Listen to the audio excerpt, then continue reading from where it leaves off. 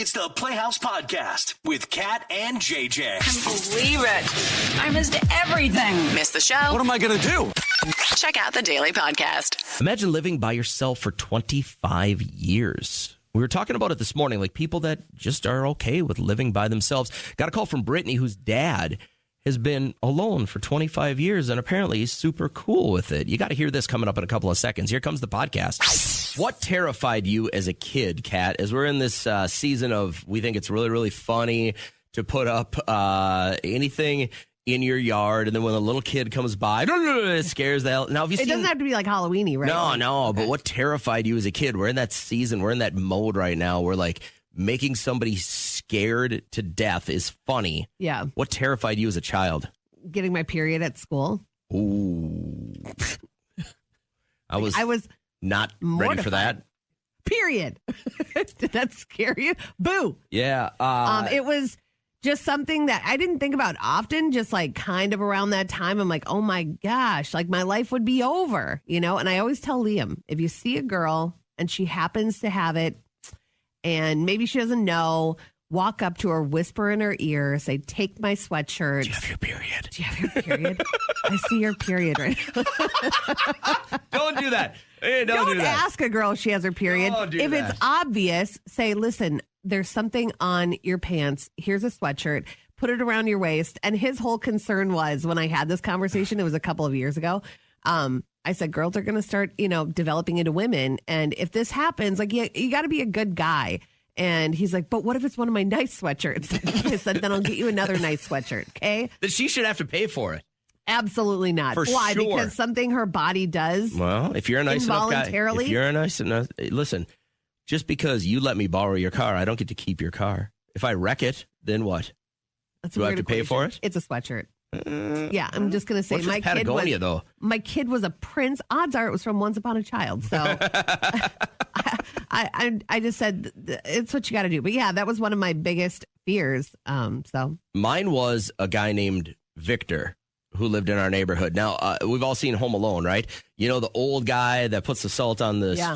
This guy kind of looked like him. He was a little hermity, old guy. And in the little town I grew up in, it kind of was like suburbia, where you had a boulevard and everybody had a sidewalk. And then you had a chunk of grass between the sidewalk and the street, right? And there would be times that we'd either be riding our bikes or walking by. And this guy would... Off the grass! All the time. Oh, my God. He was just... Never did anything to anyone that I know of, but he was old and he was alone. And if you touched his grass, like, he would just stand there waiting for it. really? And Scary. and it was always between, like, we had this little community, and then we'd have to take our bikes or walk about 2 or 3 blocks to get to the baseball field. And of course, there's 4 or 5 guys, right? So you like to walk together, shoulder to shoulder. So somebody was always going to be on his grass, but you could hear it from in his house. Off the grass! Wow. Like, he knew that you were going to be trampling his grass. That's a little much. Have you watched The Perfect Neighbor yet on Netflix? No. So it's all POV of body cam. And this woman, like, these kids are playing on the grass, but it's not even her property. And then she ends up shooting one of their moms. Right, like, it's a crazy show. What, as a kid, terrified you? Will you call or text? I'm excited to go through these next. I thought this would be fun to cover real quick since it is the spooky season. And in our culture, we find it incredibly hilarious to scare the hell out of a 5-year-old and then give him a piece of candy, which, if you look at it from that angle, is really kind of ridiculous.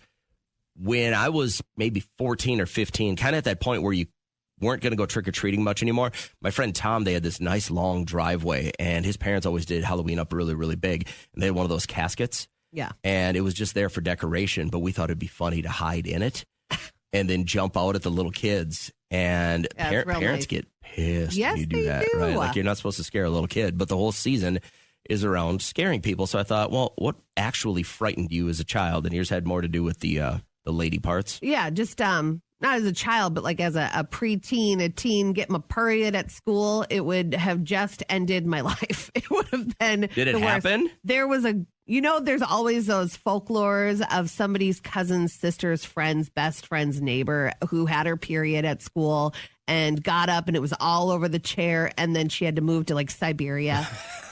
those kind of stories, I was like, oh no, that will happen to me. I don't No ever doubt, remember no doubt. that in any of like my middle school years of even hearing a story about somebody who it just happened. Because they just disappear. Just goes away. In a little town, you would notice something like that. Some of the answers we got during the last song. My older brother kept jumping out from behind corners and stuff and scaring the heck out of me.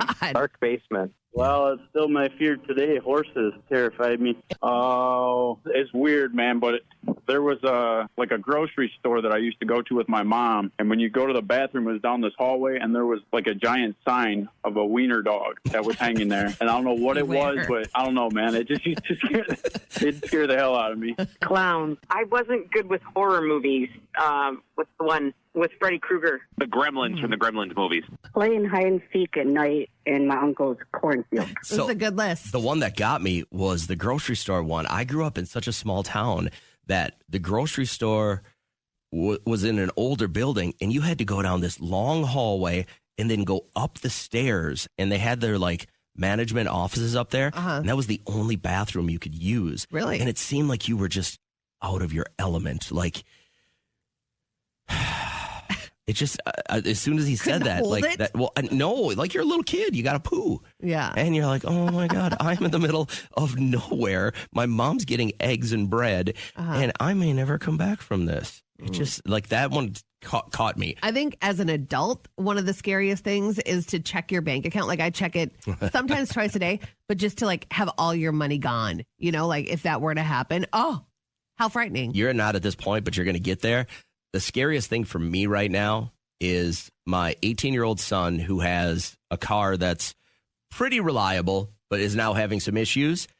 But to get that call from your kid and they're out in the middle of nowhere with their friends and their car breaks down. Yeah. That's the scariest because you're like, oh my God, how's he going to get to school? How's he going to get to practice? Yeah. How's he going to get all of these things? And you're like, I'm not a mechanic. Like, the best I can do is go, is your gas light on? Yeah. Or when did you change the oil last? Speaking of that, had a new fear unlocked. I had to stop at Quick Trip. I didn't know they sold like batteries for your key fob. I didn't know that. Oh, like, yeah. that's super smart of The them. other thing you can do with your key fob, if you pull your battery out, twist it around, rub it with an eraser. It'll regenerate a little bit if you're kind of in an emergency.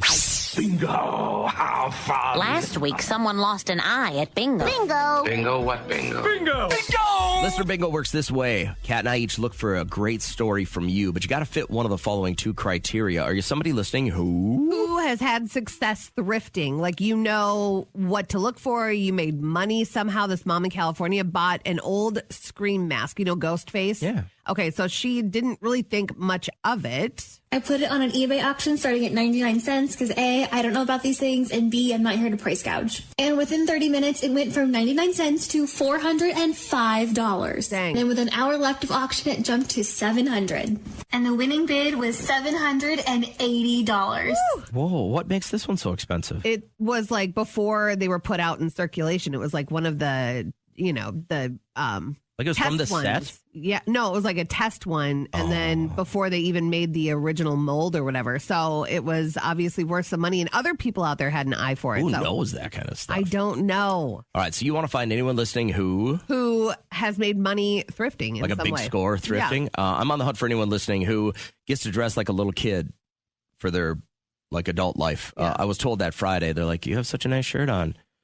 You get to usually dress like a little kid. And I'm like, I don't know if I was supposed to take that as a shot or a compliment. I think you just dress like a jock, a DJ. You know, I think you just have a sweatshirt. And what are you wearing right now? Fabletics. Oh, you got Fabletics. Look at the way your shoes are. I know. I'm just like, man. Sitting like a little kid, even. Your So- feet are like. I'm looking for anyone listening who gets to dress like a little kid. All Kat's right. looking for anyone listening who has had success and made money thrifting? Emily, which one do you fit? I dress like a little kid. Yeah, let's go. Little kid club. Let's go. So what do you do for work then? I actually have a pretty professional sales job, but I work from home. Okay. So I rent clothes when I actually have to go see clients in person because I have nothing to wear. What is it called? Stitch It? Or what? Where do you rent from? Rent the runway. Rent the runway. Good for you. How much does it cost to rent clothes? Say you got a huge meeting and it could be a big sale. What do you spend on rent? It's like $100 a month, but you get like 8 items, and it's stuff I could never afford. So I always look great when I'm out in public, but when I'm at home, I'm wearing Viore sweatpants. Have you ever had to, when you Zoomed, wore like a blazer up top and then below you were just in your fat shorts? Totally. Yeah. All the time. So you brought up you brought up the Viore sweatpants. I was trying to describe Kat. So my wife got hooked on these, right? And spell it. They're the softest things. They're so soft. I wear them all the time. But they're like $100. And my wife was, when I found out that she bought a pair of these sweatpants, I was like, no, first off, you see Livy Dunn on a commercial and you're like, I want to look like that. Even as a guy, you're like, let's go. Do you instantly look like Livy? I look exactly like her when I wear mine. And I wear them a lot because, like I said, my wife had them and she's like, you got to try these. They're the softest. I go, how the hell are you spending $100 on a pair of sweatpants? And she's like, you'll never go back. And for my birthday last year, she got me a pair, and I wear them all the time. They're the best. They are very cute. You're telling me, though, like, if I were to wear something like that, see, that's what she looks like. I would look like the Trunchbull. I would look like I'm headed for shot put class. I don't know if I can. That's what I look like, but I'm on camera from the shoulders up, so it's fine. Okay. So you got your hair and makeup done, and then below you have your house shoes. Now, do you wear this as a small like pride pin that I do, that you dress like a little kid, or are you like, man, I should get my life together? I just don't even think about it. I'm always just like, I want to be comfortable. I guess sometimes when I go to the airport and I'm not wearing like my rented stuff yet, I'm like, oh, I should probably dress like a professional, but comfort always wins for me. I didn't even know you could rent clothes. You didn't? I had no idea. This was Runway has like all of it. Gucci, YSL, they have everything. And then people think that that's actually like what you can afford. And what'd you say? This is like $100 a month? Yeah. And then if you get a pair of pants and you wear them once, can you send them back and get like another pair that month?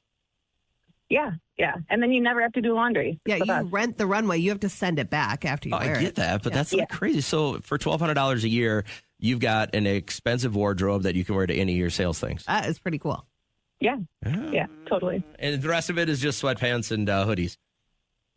Yeah, exactly. You were exactly like me. I'm so glad you called. Welcome into the world of like not caring anymore. I love it. Have a great morning. Thanks, you too. You bet. Who's lived alone the longest? So we were finding ourselves with like 60 minutes before our reservations at Fogo, and we were at the Royal Sonesta. We actually parked in the parking ramp, and so we went upstairs, and in the lobby of the hotel is like a restaurant/bar. And I'm like, they have the game on in there. Let's go sit down. You guys can get a soda. I'll get a rosé. We'll just chill. And there was a guy next to us who was watching the game, and Derek was talking to him about the game or whatever. He's like, oh, are you from, out of town? He goes, no, I live in this state, but sometimes I get a room here and just kind of chill. I like to just get out of my house. But he's lived alone for like 25 years. Crazy. Just never decided to live with anybody again. And I'm like, I could do that. If I find myself one day without a spouse, something, God forbid, were to happen, I could live by myself for sure. Brittany, I saw your text. How long has Dad been living alone? Since about 2000, him and my mom got divorced. So 25 years by himself, and he's good this way, huh? Uh-huh. Yeah, like he's never, at least to my knowledge, he's never even dated someone since then. Really? So what does he do with his time? Does he just like whittle? Like hobbies? He works. He's self-employed, so I think that takes up, quite a bit of time. He does like woodworking, custom stuff. He does whittle. That's great. Well, some people are just like okay with it, but are you not okay with it? Like you would love for him to have somebody? Yeah, it makes me sad because I know he's got to be lonely, but he says he's not. How are you not? Yeah. How about maybe you? He's not. I won't be. Brittany, what's the longest length you've been alone?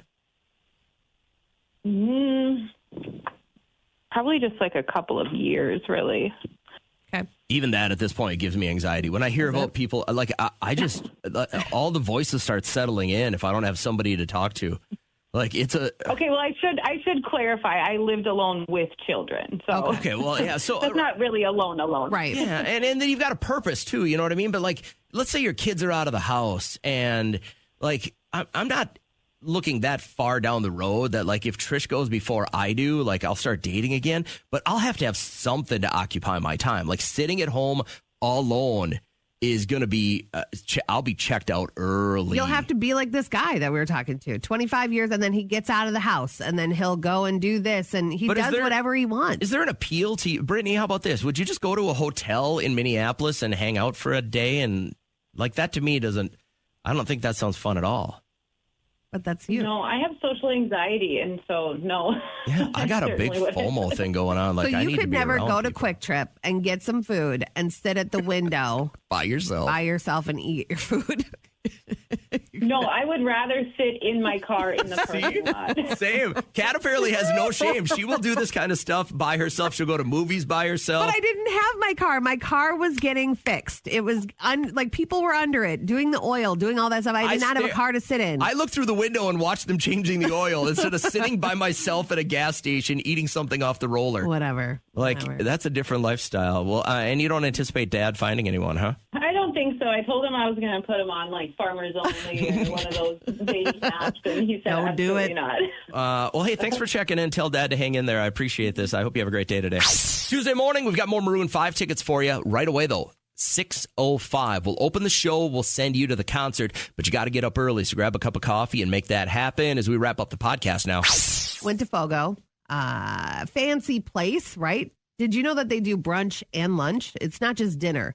Like when we went for the station, low lit room, right? Kind of romantic. It was beautiful. And so I knew how to dress. Okay. I knew how to dress my son. Derek knew how to dress, but he looked it up anyway. So what it says on the website is smart casual. Okay. So would you know what smart casual is? Maybe like a polo, right? Some polo, nice slacks. khakis. Okay. We walk in. Nobody knows what smart casual is, I guess. There were people in sweatpants, sweatshirt. One girl had her hair on top of her head, like how I normally look in the mornings, disheveled. I was like, should we walk out and make sure we got the right place? I don't even know. Did it change your experience? I'm going to say yes, because Really? we walked by and there was a woman and a guy. I don't know if they were celebrating something or just like feeling cute. Might go drop $300 on a meal. But his shirt said, "Sorry, I'm late. I had to poop." And it was this stick figure and his arms in the air. "Sorry, I'm late. I had to poop." Derek goes, "I don't know. Did I read that shirt correctly?" And I'm like, yeah. And then there was like a stain on it. And it really took me aback. I'm like, who would ever come here? And because I said to Liam, I go, you know, if we were really wealthy and like famous, we could go in without our shirts on and sweatpants and they would still serve us. And I said, but you got to get dressed up for this place. We walk in, he goes, nobody's dressed up in here. It was really, really weird. So I don't know what to think about these people. What is happening with them? Yeah, so smart casual. I don't know if I've ever heard that before. So I know the last time we were there was like 14 years ago. And I really, the food is still delicious. So that's why you go somewhere, right? The food is delicious. But we had 5 servers. We had 5 different servers. And I'm not counting the people that are serving you the meat. We had 5 different servers. Oh, they were on the And then ball. they would just like disappear. One I saw leave with her purse. I'm like, I think she's done for the day. Shift change. It was really weird, but I don't know. It was kind of like, okay, we did it. What did you wear? What's smart casual for a lady? I had a black turtleneck. I had a really nice coat on. I had some skinny jeans, but then I had really nice shoes. So you wore jeans? It said you could. It said like nice jeans, smart casual, but I didn't wear sweatpants and I didn't wear a shirt that said, "Sorry, I'm late. I had to poop." I thought that one was a bit crazy. What about sweatpants that are like the what are they, Viore? You know what I mean? Like the really expensive ones. Can you get away with those? Do they look like sweatpants? Yeah, but they're super casual. They're Livy Dunn wears them. Oh, Livy Dunn does. Okay, then never mind. No, I still wouldn't. You still wouldn't wear, even if they were $100 sweatpants. There's a difference between those. What and happened to $40 society? and $40 skinny jeans. Don't want to look good when you go out. I want to be comfortable more than I want to look good. I did learn that maybe I'll wear jeggings next time because I was like, these jeans are cutting into my belly and I want to eat more, but I don't want to keep feeling like this. Can you help me? Can you help me? Can you help me? Everybody! We were swapping texts with Christy, and I'm glad that you could spare some time because we were struggling to understand this just via texting. So you want to kind of break down what's going on in your new marriage here? I married someone who, we talked all about our finances and our life together and our future and wanting to go on these trips. I'm very passionate about traveling, and so I really wanted someone that would be able to do that with me and just like build a life with me and family and all this stuff. So I remember like we talked about early on about our finances and debt, and he didn't say a single thing.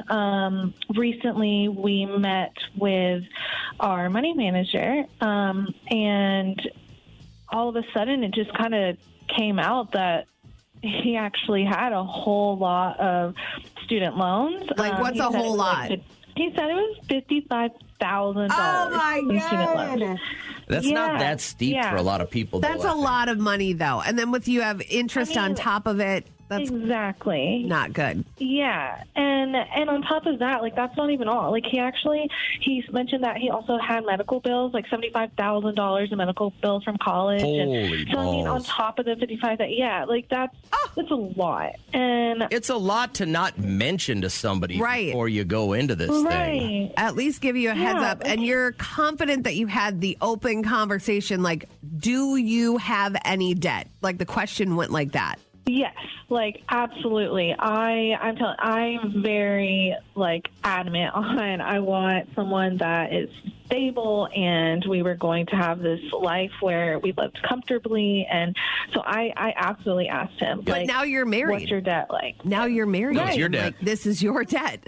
Yeah. So like I feel really, really lied to, and I don't even know what to do anymore because I just feel like he completely lied to me. Go to work is what you do. You got to go to work for a long time. Yes, That's you what you're do. doing. What did you not know about your husband or your wife when you went into your marriage? Man, I am glad that he was an open book. I can't imagine going in with some type of idea of how your life is going to be, and then somebody pulls the rug out from under you. When it comes to finances, I don't even know what's worse. I feel like I would rather be cheated on than have my money messed with. I think I'll always say that because... Yeah, but he might have been embarrassed that he had this much debt. He might have thought, well, I'll find a way to work out of it. You know, it is a lot to bring into a marriage. I think if I had to ask my wife what she didn't know going into the marriage was... honestly, probably that all the concussions I had were going to catch up to me. Is she noticing them, or are you She's noticing them? I'm noticing them. Like, my kids are noticing them. Like, I just have these moments where I'm like... spacing out. I can't remember my address. I don't remember my wife's maiden name. Like, stuff like that. And it's weird. Really bad. I didn't know it was that bad. I haven't had one in years and years and years. Yeah. But for a hot minute there... I probably had a good dozen of them within a couple of years. Wow. And back then, they were just like, you fine? Yep, good to go. Put on a pair of sunglasses. Here's some smelling salts. Off you go. So hiding finances, hiding medical history, those are two huge things. Is there anything else you didn't know about a loved one before you got into a very committed relationship like marriage? You got to the altar, you said I do, and then you found out what? We talked to Christy a couple of seconds ago, and after trading texts with her, I didn't know it was this bad, but she basically... married this guy, and before they got married, they kind of did the, hey, where are we sitting financially talk, which I think is, obviously pretty healthy. And then she finds out he's got like all this student loan and medical debt, like over $120,000 in debt. So there's nothing that she can say that she didn't do. She was proactive. She was the one that brought it up. He was the liar. He didn't say, I have all of this debt that now you're going to have to accrue and help me pay off. And that is, it's just not a nice thing to do. You're starting your life together. You probably want to have kids. You probably want to have a nice home. Yeah. And all of a sudden, for the next 35 years, you're going to be writing checks to pay this debt off. But like, think about what that did to Christy's head. It's like, is she ever going to be able to trust him? And he did that to himself. He cannot say, oh, come on, you need to trust me. Well, you didn't give her really any reason to. So, hey, Jennifer, good morning. How are you? Good, good. You entered into a marriage, and they kept what from you? That he had a crack problem. So you married this guy and didn't think at all or never noticed once that he was a crackhead? No. So that's not like a secret smoker. You know, he's not behind the garage. Where was he doing this and you not noticing? Well, so when I've known him since I was 18, and we had this kind of off again, on again relationship. Okay. And when we reconnected the last time, he told me that he had struggled with some drug use and that he had 5 years clean, which was a lie. And he didn't use until we got married August 23rd, and he used September 10th. And from that point on, it was just like, it's crazy. How long into your marriage before you literally uttered the words to yourself, I didn't sign up for this? 2 years. Whoa. New Year's or 2 years? 2 years. 2 years. So you were trying to be supportive. You were trying to be helpful, I'm assuming. And then you realized there was nothing you could do? What other issues arose from that? Because crack is not cheap. So did he dip into your account? Was that an issue? Yes. He did everything you can imagine. I came home one day and the TV was gone. Oh, he pawned off the TV for crack. And how could that possibly be your fault? You know, how could you possibly know? You're not a psychic. You don't. Some people are very, very good at hiding that stuff. And then very, very good. Yeah. What's the status now? You said ex-husband. Is he's still around, still alive? Do you know if he's still addicted? He's still addicted. He's still around. He has some underlying medical issues, so he's not doing very well, but don't speak anymore. Did y'all end up having kids together? No. Okay. Well, you shake that's that a off, saving right? grace right there, I think. Oh, man. And how does that make you feel? Did you put together your dream wedding and everything? All your friends are there, and then you realize, a month after your wedding that, he's back at it?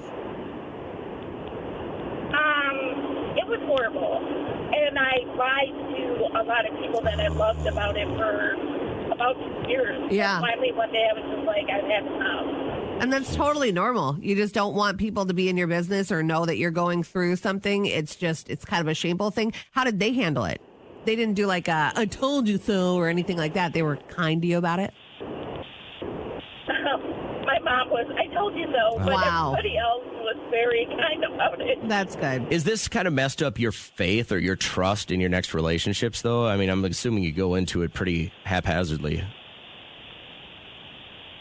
I'm a lot more inquisitive about their past, and I actually will stalk somebody if I'm interested in them, run their name through, search engines to see what comes up. Get your cop friends to run a background check on them and stuff. But also don't get too wild with that stuff because you could lose someone that is there for all the right reasons and you could be scaring them away. So yeah, this is crazy. Well, I'm glad that you got out and I hope things go better. Thank you for sharing with us. I really appreciate your time this morning.